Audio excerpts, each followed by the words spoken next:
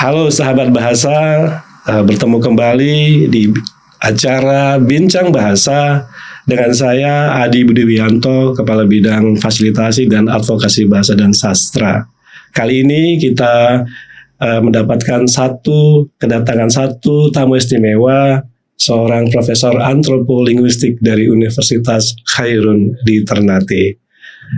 Selamat sore, Prof. Selamat sore Mas Adi, luar biasa senang bisa bertemu Mas Adi di sini di sini hari ini Bincang Bahasa. Ya, saya ucapkan terima kasih Prof atas kedatangannya, bersedia berbincang dalam acara Bincang Bahasa kali ini. Prof, sekarang ya kita melihat ya fenomena yang kalau tidak dikatakan unik, tapi menjadi satu isu ya besar di Indonesia ya, terkait dengan bahasa Indonesia dan bahasa daerah ya. Apakah kehadiran keduanya itu merupakan sebuah koeksistensi ataukah sebuah kompetisi begitu? Prof, mudah-mudahan nanti Prof bisa menjawab ya, menggali lebih jauh bagaimana sih sebenarnya hubungan kedua bahasa ini, Prof. Baik Prof, saya ada satu pertanyaan sebagai pertanyaan pembuka untuk.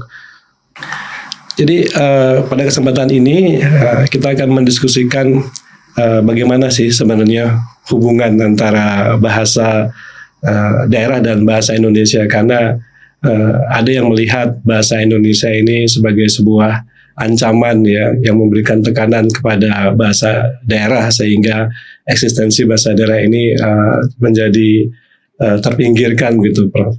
Nah, sebagai pemerhati atau ahli bahasa, Prof, kira-kira bagaimana Prof melihat hubungan faktual antara bahasa Indonesia dan bahasa-bahasa daerah saat ini di Indonesia?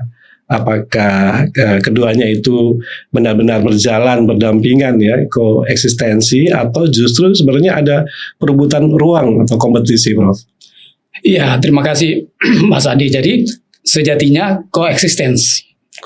Hadir bersama dalam ruang yang kita sebut Indonesia ya, negara Republik Indonesia. Dan dalam koeksistensi itu sejatinya idealnya harus saling menghidupkan.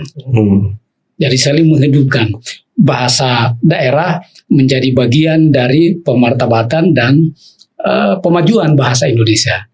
Sebaliknya bahasa Indonesia sebagai bahasa nasional itu juga harus bukan memberi ruang, tetapi juga mendampingi pertumbuhan bahasa atau kemajuan bahasa-bahasa daerah di Indonesia. Jadi koeksistensi itu menunjukkan adanya saling menghidupkan. Dan saya kira Badan Bahasa sudah melakukan itu sejauh ini, terutama bagaimana kosakata daerah, bahasa daerah maksud saya itu memperkaya kosakata kita di Kamus Besar Bahasa Indonesia dalam beberapa tahun terakhir ini ya. Jadi saya kira itu bukti dari saling menghidupkan. Dan kedua, soal koeksistensi sejatinya tidak satu mengabaikan atau mengenyahkan yang lain. Dua-duanya harus tumbuh menjadi bagian dari keindonesiaan kita yang majemuk ini. Saya kira itu dulu perspektifnya seperti itu. Iya, betul, Prof. Dari penjelasan Prof itu memang ideal, itu seperti dalam tataran ideal ya. Iya. Begitu memang seharusnya koeksistensi. Tapi kenyataannya di lapangan itu banyak kan, masyarakat lebih berpihak begitu atau menggunakan bahasa Indonesia daripada bahasa daerah dengan alasan yang berbagai hal begitu ya. Salah satunya misalnya bahasa daerah itu dianggap bahasa yang kampungan atau secara ekonomis mungkin tidak menghasilkan apa-apa begitu, Prof. Nah, kira-kira Prof ya, kalau itu pun terjadi ya, ada bukan koeksistensi ya, tapi sebenarnya ada ancaman dari bahasa Indonesia kepada bahasa daerah. Kira-kira dalam konteks keluarga dan pendidikan formal itu yang paling jelas terlihat bahwa bahasa Indonesia itu lebih terlihat gitu ya, atau cenderung mengambil alih peran dari bahasa daerah itu di mananya, Pak Prof? Iya, saya memulai dengan memberi contoh negara-negara yang tidak hanya diglosik seperti Indonesia ya. Ada bahasa nasional, ada bahasa daerah. Ada negara tertentu seperti Luxembourg misalnya, itu negara yang saya sebut dengan triglosik, menggunakan 3 bahasa untuk fungsi dan kepentingan yang berbeda-beda. Nah, Indonesia ada bahasa Indonesia dan ada bahasa daerah. Saling tekan itu bisa dihindari apabila masing-masing bahasa Indonesia sebagai bahasa nasional dan bahasa daerah sebagai bahasa lokal untuk subkultur etnik tertentu di seluruh Indonesia itu sama-sama mendapatkan ruang untuk penggunaan dan pemajuan bahasa itu sendiri. Jadi intinya adalah kecermatan dan ketaat-asasan kapan kita menggunakan bahasa Indonesia dan kapan kita menggunakan bahasa daerah atau yang kita kenal dengan bahasa ibu ya, bahasa suku bangsa atau bahasa etnik. Kalau itu diletakkan secara taat asas, saya kira dua-duanya koeksistens atau hadir bersama, tumbuh bersama. Yang jadi masalah ketika itu ruang-ruang sejatinya kita menggunakan bahasa daerah, sebagian besar atau sebagian warga kita memilih menggunakan bahasa Indonesia. Untuk konteks sosiolinguistik mungkin tidak dimaksudkan sebagai bahasa Indonesia yang standar, yang baku, yang seperti yang kita pakai sekarang atau di dunia pemerintahan, pendidikan atau perdagangan. Tetapi bahasa Indonesia dengan semacam varietas lokal, bahasa Indonesia dialek lokal yang secara sosiolinguistik bisa kita sebut sebagai Melayu tempatan misalnya. Ada Melayu Ambon, Melayu Manado, Melayu Betawi, Melayu Riau, Melayu Banjar, Melayu Lantuka dan sebagainya.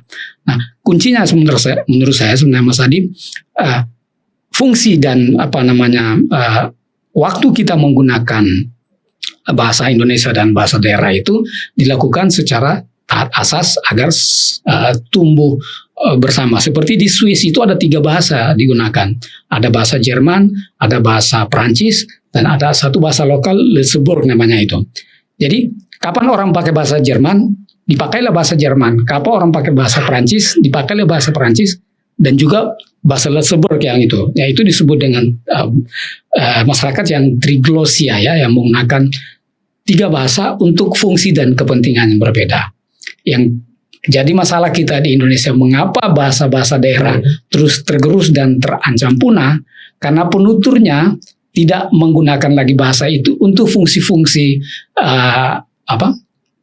kemasyarakatan di kampung, tapi sudah beralih menggunakan bahasa Indonesia atau satu bahasa yang saya sebut sebagai lingua franca, bahasa bersama, bahasa yang menjadi jembatan sosial bagi seluruh bahasa etnik yang ada di satu kawasan yang saya menyebutnya sebagai kawasan majemuk bahasa itu. Disitulah ada kesan bahwa memang tekanan bahasa nasional atau bahasa Indonesia atau bahasa lingua franca lokal yang kita sebut saja bahasa Indonesia lokal itu, varietas lokal itu menekan ruang-ruang bahasa daerah yang sebagian besar adalah bahasa ibu warga negara Indonesia menjadi berkurang ranah-ranah penggunaannya, dan itu menjadi awal mula dari ketergerusan bahasa-bahasa daerah di Indonesia yang sekarang kita sayangkan bahkan kita cemaskan pada masa-masa yang datang bisa tergerus dan punah. Dan Badan Bahasa kan sudah menyebut beberapa sudah terancam punah, mengalami kemunduran, tergerus dan sebagainya. Jadi kembali lagi tadi, kapan kita taat asas menggunakan bahasa Indonesia dan bahasa daerah untuk fungsi komunikasi yang berbeda-beda. Jadi gitu, Mas Adi, kalau ada anggapan ya atau ketakutan yang menyebutkan bahwa bahasa Indonesia itu akan tanda kutip ya membunuh bahasa daerah, itu rasanya berlebihan ya Prof ya? Ya berlebihan sebenarnya, karena orang kok bahasa daerah sudah tergerus dan sudah digunakan. Sebenarnya memang bisa disebut sebagai dalam konteks teori geolinguistik itu tekanan satu bahasa lain kepada tertentu ke ruang-ruang penggunaannya. Itu disebut dengan tekanan bahasa. Tetapi untuk Indonesia menurut saya pemartabatan, kemudian pengembangan, pembinaan bahasa Indonesia, saya kira ya tidak saling mengenyahkan. Kalau membunuh kan terlalu ekstrim itu ya. Betul. Jadi seperti itu. Ya, tapi kalau dilihat sebagai ancaman bisa ya, Prof ya. ancaman masuk ya. Ya, ancaman bahasa nasional, bahasa Indonesia ke bahasa daerah ya. Ya, tapi belum sampai tahap yang mematikan gitu ya. Belum, malah ya harusnya dua-duanya, idealnya tadi Mas Adi bilang tumbuh bersama kan, karena bahasa daerah menjadi perawat kultur daerah, kemajemukan dan kepelbagaian dari berbagai aspeknya. Iya, betul, Prof. Nah, kalau sekarang kita masuk dalam era digital yang sangat masif begini ya. Kira-kira tantangan dan kompetisi di antara dua bahasa ini ya, terutama dalam dunia media sosial dan konten digital ya. Dominasi bahasa Indonesia, bahkan bahasa asing bahkan ya, itu kan pasti sangat kuat. Nah, kira-kira bagaimana bahasa daerah itu dapat bersaing, Prof? Atau setidaknya menemukan ceruknya sendiri agar tetap relevan di ruang digital? Oh iya, tapi sebelum ke sana saya ingat itu ada James Sneden itu meneliti dua narasi di film di saya lupa judulnya, tapi dia meneliti mengenai penggunaan Melayu Betawi atau istilah Sneden itu kolokial Jakarta. Menurut saya justru kolokial Jakarta itu yang merebak kemana-mana ke daerah-daerah, jadi bukan bahasa Indonesia yang standarnya. Jadi orang penyiar radio FM di daerah-daerah itu menggunakannya dialek Jakarta, sebut saja begitu ya kalau lebih populernya ya. Jadi tekanan tidak langsung dari bahasa Indonesia seperti yang kita pakai sekarang, tapi satu repertoire atau kolokial Jakarta yang terbawa sampai ke daerah-daerah, karena memang Jakarta pusat segala-galanya, pusat kemajuan dan seterusnya. Nah, itu yang dipilih oleh para penutur, terutama penutur lokal atau di Indonesia, memilih menggunakan repertoar Jakarta itu di medsos ya, yang tadi disebut itu. Jadi seperti itu. Ya, justru yang Melayu Betawi ini yang menjadi standar kemodernan bagi bahasa-bahasa lain. Di kampung saya ada penyiar-penyiar di radio FM ya, radio swasta itu gaya menyiarnya repertoire atau kolokial Jakarta, Pak. Istilah James Sneden itu. Ya, dan malah kita itu menganggapnya lebih gaul, lebih lebih modern dari bahasa-bahasa yang kita gunakan secara formal ya, Prof. Nah, banyak anak muda ya menggunakan bahasa gaul yang tadi itu, entah itu bahasa Indonesia atau bahasa asing atau bahasa slang lainnya. Nah, tren ini kan kira-kira lebih merugikan bahasa daerah atau bahasa Indonesia baku, Prof? Kalau saya perkaya. Ya, kalau saya tekanannya kan kepada penggerusan kepada bahasa daerah kan. Orang-orang yang sebelumnya adalah penutur jati bahasa daerah, misalnya, itu lama-kelamaan meninggalkan bahasa daerahnya dan berpindah ke bahasa Indonesia kolokial Jakarta. Kalau saya menyebut begitu. Karena di mana-mana di ibu kota, kabupaten kota seluruh Indonesia, radio, contohnya di radio FM itu penyiarnya dengan repertoar Jakarta, walaupun dia tinggal di Ternate, di mana, di Papua, di Lantuka itu. Jadi sebenarnya kalau di riset lagi, diteliti lebih mendalam, memang tekanan repertoire Jakarta atau sekali lagi Sneden menyebut kolokial Jakarta itu kepada bahasa-bahasa daerah melalui media sosial juga, media elektronik dan juga media cetak, baik daring maupun luring. Nah, masih dalam era digital ini, Prof. Sekarang kan berkembang ya kecerdasan artifisial ya atau betul. AI gitu sebutnya itu. Nah, bagaimana peran teknologi ini dan juga ada banyak aplikasi penerjemahan yang sekarang mungkin orang tidak perlu belajar bahasa asing karena sudah ada aplikasi canggih dalam itu dalam mempercepat proses penerjemahan ya.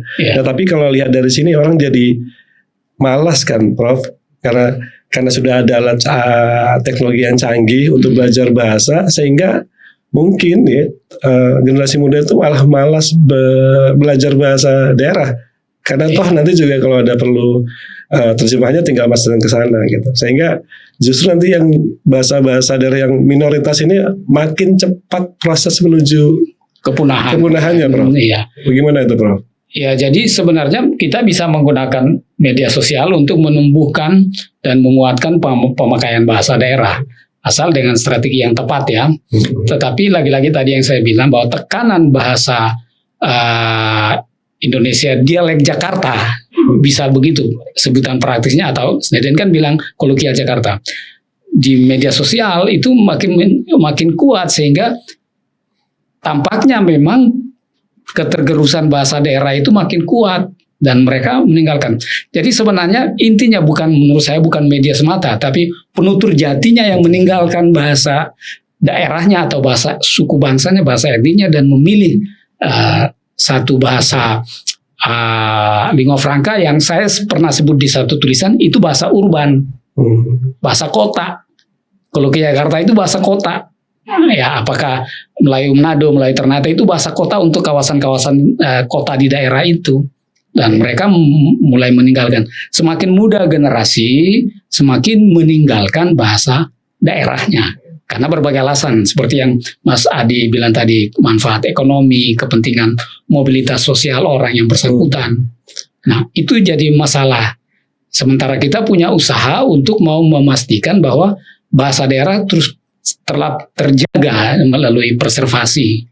Nah, itu jadi poinnya di situ, jadi masalahnya di situ. Sekarang juga ada cara media ampuh sebenarnya bagi bahasa daerah selain Melayu Jakarta tadi ya. Misalnya sekarang kan ada banyak lagu-lagu yang sangat populer dari Melayu, daerah Melayu, entah Melayu daerah Sulawesi atau Papua atau NTT yang digandrungi oleh banyak sekarang seperti jadi bola bale itu ya, maksudnya ya. Betul ya. Menjadi salah satu media untuk memperkenalkan kembali membuat anak-anak muda itu mau lagi menggunakan bahasanya, atau justru yang daerah yang di tengah Indonesia ini mau belajar bahasa itu, Prof. Itu jadi bagaimana, Prof? Iya, kalau positif, saya kira positif. Setidaknya minimal menambah hasanah kosakata. Oh, ini bahasa ini di dalam lagu ini dari bahasa A, bahasa daerah A, B, dan seterusnya. Tetapi itu menurut saya bagus, tidak cukup untuk memastikan usia atau daya tahan hidup dari bahasa-bahasa daerah. Paling penting seperti diskusi tadi kita ya sebelum ke ruangan ini, yaitu harus ada belajar bahasa daerah berbasis komunitas di kampung-kampungnya. Belajarnya alamiah, tidak perlu harus ngajar tata bahasa daerah di sekolah atau di ruang-ruang formal lainnya, tapi pengalaman berbahasa orang tua, saya menyebut orang tua, ayah ibu itu harus menjadi teladan berbahasa di dalam lingkungan keluarga, rumah atau di kampung itu. Ya, tadi Prof sudah masuk ya secara tidak langsung ke solusi ya dengan belajar bahasa daerah melalui komunitas tadi ya ini. Nah, jika kita bicara tentang kebijakan ini kan yang ini kan masuk ke kebijakan pendidikan ya, Prof ya. Kira-kira sejauh ini, Prof, apakah porsi pengajaran bahasa daerah ya saat ini itu sudah memadai belum, Prof? Bahasa daerah yang kita kenal sebagai muatan lokal di sekolah dasar maupun sekolah SMP, terutama sekolah menengah SMP. Ya, itu memang modelnya. Saya bukan ahli pembelajaran, tetapi ya mirip-mirip seperti pembelajaran bahasa Indonesia sebagai bahasa nasional, mirip seperti pembelajaran bahasa Inggris sebagai bahasa asing atau bahasa asing lainnya, Mandarin, Arab dan seterusnya. Karena itu belajar bahasa daerah di sekolah sebuah muatan lokal itu dalam kenyataan, dalam fakta memang lebih banyak, kalau tidak mau dibilang gagal, lebih banyak ketercapaian belajarnya itu lebih banyak masih kurang, tidak sempurna, tidak optimal seperti itu. Maka itu saya menawarkan itu harus belajar bahasa sendiri di kampung sendiri, tapi secara alamiah. Apakah dengan model sekolah alam atau sekolah berbasis belajar berbasis komunitas ya. Dan sasaran komunitas kita yang paling bagus adalah anak-anak usia prasekolah dan SD sebagai pewaris bahasa daerah. Berarti sejauh ini kan Badan Bahasa memang sudah menekankan ke targetnya itu adalah untuk tunas bahasa ibu di SD dan SMP ya. Nah, sekarang Prof menyarankan di prasekolah itu justru juga perlu ya untuk menumbuhkan kebanggaan atau kecintaan atau kebiasaan berbahasa daerah ya, Prof ya. Iya. Kalau saya tidak langsung bicara pada kebanggaan kecintaan, tapi kebiasaan dia menggunakan itu akan tertanam sebagai bahasa pertama sepanjang hidupnya. dan nanti setelah dewasa karena sekolah dan mobilitas sosial lainnya dia menguasai bahasa kedua, bahasa ketiga, bahasa keempat, tapi dia sudah punya bekal bahasa ibu dan tidak akan hilang itu sepanjang hayat dia. Nah, sekarang tantangan kita adalah memastikan prasekolah dan anak-anak usia SD itu jangan sampai tidak lagi menerima bahasa ibu dari ibunya. Nah, putuslah transmisi bahasa antar generasi kan. Karena kalau bahasa Indonesia kan jelas pasti dia dapat di sekolah, mulai SD sampai perguruan tinggi. Nah, karena itu ada upaya secara strategis, praktis kepada sasaran-sasaran orang selapis generasi yang tidak lagi memperoleh bahasa daerah sebagai bahasa ibunya. Ya, kalau bicara bahasa daerah itu pasti ada peran pemerintah daerah yang merupakan sebenarnya yang memiliki tanggung jawab ya untuk menjaga bahasa daerah itu. Kira-kira sejauh ini Prof melihat peran pemerintah daerah itu sudah optimal belum Prof untuk mendorong kelestarian bahasa daerah ini Prof? Kalau dibilang optimal belum, dibilang usaha sudah. Misalnya dibuktikan dengan peraturan daerah di pemerintahan daerah tertentu atau bahkan ada perda ya atau pergub misalnya minimal yang ke bawahnya atau perwali, perbupati, peraturan bupati maksud saya itu sudah ada, tetapi hanya di atas kertas itu aturan. Tidak diimplementasikan dengan baik di masyarakat. Sebagian besar peraturan daerah itu lebih didorong untuk membawa bahasa daerah ke sekolah yang kita sebut dengan muatan lokal bahasa daerah. Saya mengusulkan malah tidak perlu dibawa ke sekolah. Betul perdanya tentang preservasi bahasa daerah, tapi dibawa ke masyarakat, ke komunitas, ibu-ibu, generasi anak-anak usia sekolah dan prasekolah dan sekolah itu diberi kesempatan untuk memperoleh bahasa ibunya. Tidak perlu harus belajar tata bahasa daerah seperti di sekolah. Nah, di sekolah kan bahasa daerah belajar tata bahasa daerah. Sampai selesai di SD di kampung saya itu nggak bisa berbahasa ibu yang saya maksud itu. Karena dia ekstrim dibilang lebih banyak gagalnya daripada berhasilnya. Ya bisa jadi seperti itu Prof, dan rata-rata pembelajaran bahasa itu kurang menarik Prof. Kurang menarik. Selain kurang menarik juga kan orang tidak merasa apa perlunya saya harus tahu bahasa daerah. Sekarang orang sudah pakai bahasa nasional, bahasa Indonesia atau bahasa asing. Tapi pada titik tertentu orang kadang-kadang merasa saya kehilangan jati diri. Mestinya ada ya. Dalam konteks Sumpah Pemuda Prof, kita kan di sana berikrar ya menjunjung bahasa persatuan ya bahasa Indonesia. Nah, kira-kira apakah frasa ini ya Prof secara tidak sadar gitu Prof telah menempatkan bahasa daerah pada posisi yang subordinat Prof atau sekadar pelengkap Prof? Kalau saya malah tidak berpikir subordinat. Menjunjung bahasa Indonesia artinya orang-orang berbahasa daerah dalam kerangka menjunjung bahasa Indonesia. Jadi menjunjung kedirian bahasa daerahnya ada, tapi semangat kebangsaannya, semangat keindonesiaannya dia menjunjung bahasa Indonesia. Mungkin orang menafsir kalau menjunjung mengabaikan bahasa daerah ya, mengenyahkan bahasa daerah. Tapi bisa jadi lama-kelamaan itu juga membuat alam pikir orang Indonesia, ya bahasa Indonesia harus dikuasai dan memang harus dikuasai untuk kepentingan mobilitas sosial orang karena pendidikan, karena pekerjaan dan sebagainya. Tetapi kalau disebut, mengapa dulu mereka menyebut menjunjung? Ya, menjunjung bahasa di Sumpah Ketiga kan, menjunjung bahasa karena pengakuan ada bahasa-bahasa lain yang fungsinya menjunjung, ya supaya tidak kehilangan kedirian, kelokalan, kedaerahan secara kultural ya, bukan kedaerahan dalam pengertian politik ya, seperti itu. Ya, ini pertanyaannya sering ditanyakan oleh orang karena kan bahasa daerah tidak disebut ya Prof. Ya, orang menganggapnya ya bahasa daerah itu akhirnya menjadi bahasa yang ya subordinat tadi nomor 2 setelah bahasa Indonesia. Meskipun kita sudah mengaturnya kan ya. Ya, sekarang sudah atur, tapi dulu memang kalau saya bukan subordinat. Menyubordinasi bahasa daerah, tapi bahasa daerah itu menjadi pilar penyangga karena waktu itu para pemuda kan sudah tahu bahwa Indonesia ini majemuk. Maka kita harus supaya satu, kita sokong, kita junjung satu bahasa. Dan kita ada dalam kebinekaan itu. Kebinekaan kultur, kebinekaan bahasa. Setuju. Ya. Nah, sekarang kita bicara terkait dengan masa depan bahasa, Prof. Betul. Jika kita melihat, ya, Prof, 20 tahun ke depan, ya, kira-kira skenario ideal apa yang Prof harapkan terjadi ya pada hubungan antara bahasa Indonesia dan bahasa daerah ini, Prof? Oh iya, kalau meminjam pandangan dari, tiba-tiba saya lupa nama ahli, salah satu ahli yang menyebut bahasa Betawi atau kolokvial Jakarta itu mengalami standarisasi alamiah yang bisa menyaingi bahasa Indonesia standar. Tiba-tiba saya lupa ahli itu dari Jerman, beliau seorang profesor dari Jerman. Notover, okay. Dia mengatakan seperti Sneden menyebut kolokvial Jakarta itu lama-lama bisa mengganti posisi bahasa Indonesia yang standar yang baku ini sebagai bahasa nasional kalau dia mengalami standarisasi alamiah.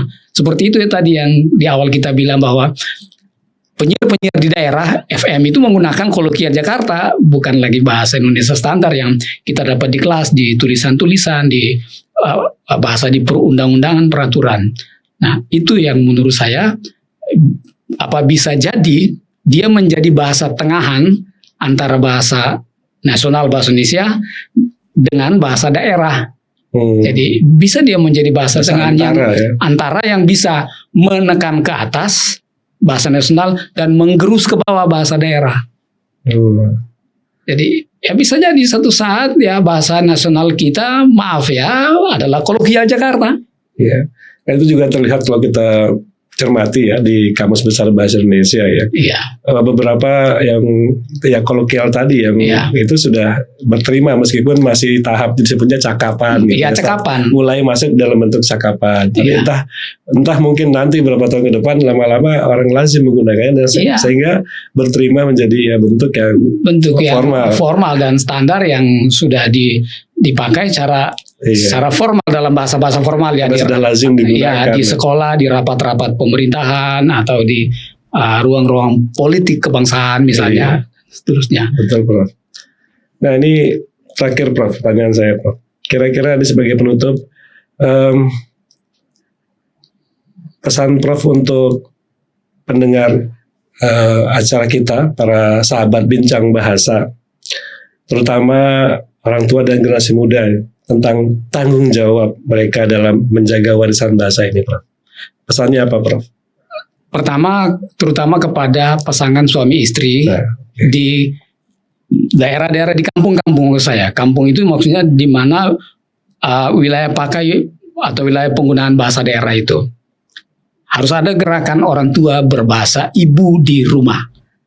Harus ada gerakan bersama, gerakan besar, atau kita buat prototipe program ibu menjadi teladan berbahasa atau ayah ibu menjadi teladan berbahasa, khususnya di rumah, di kampung wilayah penggunaan bahasa ibu itu. Itu praktis, real, tetapi itu cara dalam jangka panjang akan mempertahankan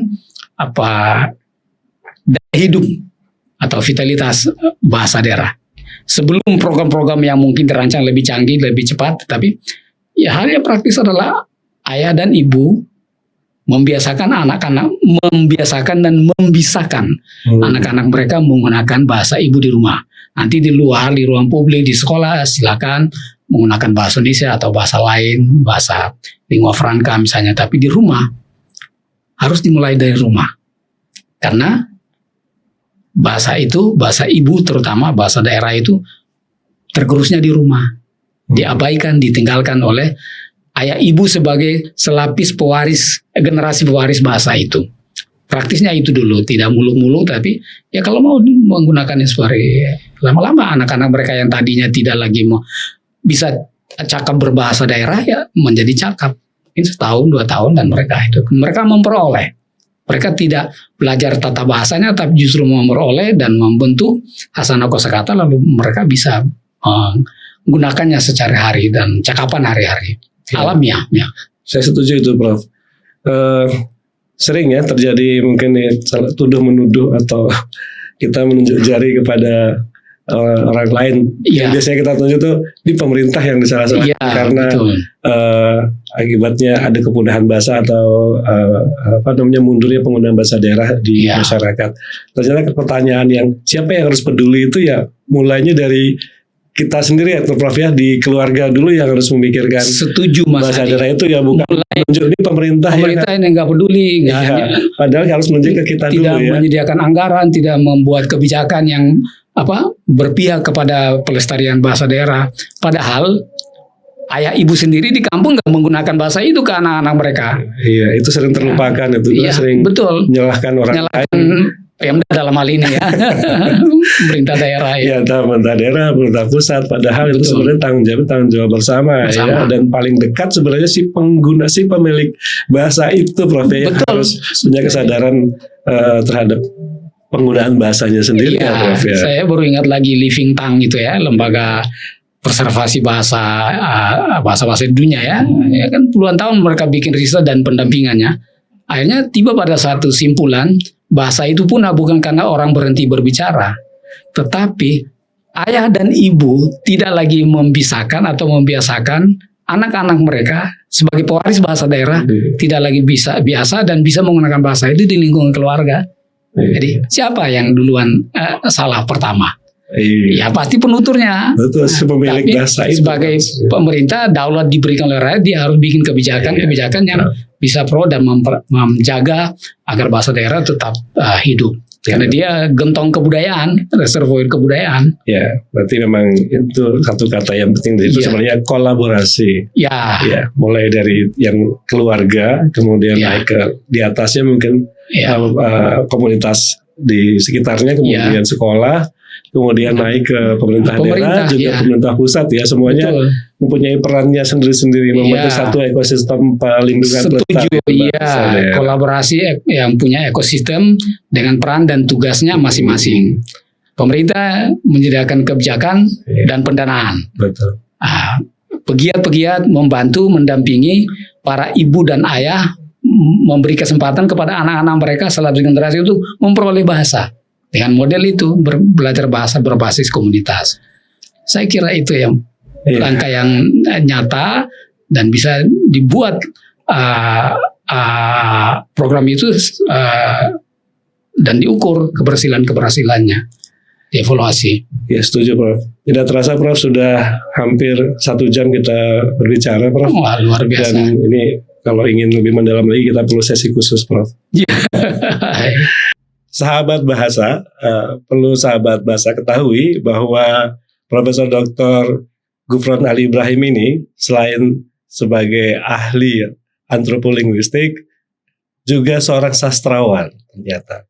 Dan beliau telah menulis beberapa buku ya. Dan yang terakhir ini menulis satu buku yang sangat menarik yang berjudul Punah di Tanah Sendiri, esai bahasa dan budaya. Bisa sedikit bercerita, Prof, tentang apa buku ini, Prof? Oh iya, di sana memang buku itu Punah di Tanah Sendiri, esai bahasa dan budaya, diterbitkan oleh Balai Pustaka ya, bulan Juli 2025 kemarin. Memang itu sebenarnya bunga rampai. Banyak artikel, tapi sebagian besarnya adalah artikel tentang bahasa daerah, tepatnya tentang kepunahan bahasa daerah. Maka karena itu Pustaka Jaya menyebut itu punah di tanah sendiri. Jadi bahasa-bahasa daerah itu tergerus bahkan terancam punah, dan punah itu di kampungnya sendiri. Jadi menggunakan bahasa metaforik punah di tanah sendiri. Nah, itu isinya sebagian besarnya adalah esai-esai bahasa, terutama fokus kepada bagaimana kita merawat dan menjaga bahasa daerah di Indonesia ini supaya terus ada sebagai bagian dari kenyataan kebinekaan kita yang menjadi ciri utama Indonesia seperti itu.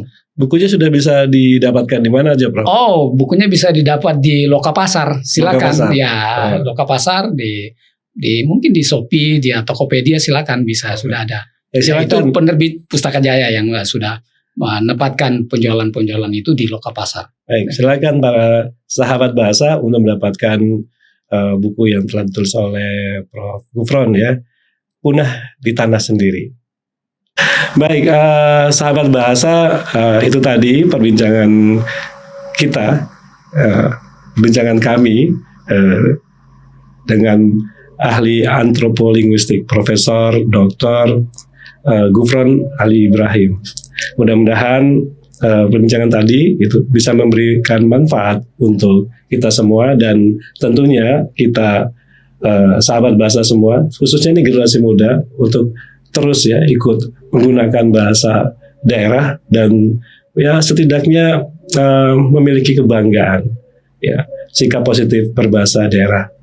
Demikian siniar kita pada sesi kali ini. Sampai jumpa di bincang bahasa selanjutnya. Assalamualaikum warahmatullahi wabarakatuh.